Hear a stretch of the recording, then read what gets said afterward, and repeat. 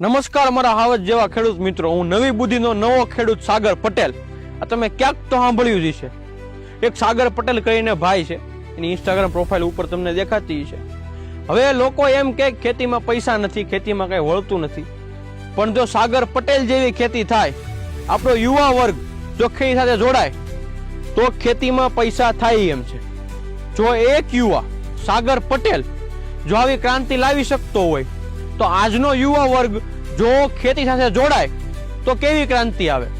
પણ એક શરત કે તમારે સિસ્ટમેટિક ખેતી કરવી પડશે. તમારા પ્લાન્ટને શું જોઈએ છે, અત્યારે ડિમાન્ડ શેની છે, એની ઉપર ખેતી કરવી પડશે, તો ખેતીમાં પણ પૈસો છે. અને સાગર પટેલ તમારો આ વિશે શું કહેવાનું છે ને એ કોમેન્ટ કરતા જાજો. બીજું એ કે સાગર પટેલે એના ખેતરની અંદર 100 થી પણ વધારે આંબાની જાત વાવેલી છે અને આંબાના થળિયે મરીના રોપા વાવેલા છે. 10,000 નું મણ વેચે છે. પછી કેમ પૈસો ન થાય ખેતીમાં? ખેતીમાં પૈસો થવો જ પડે.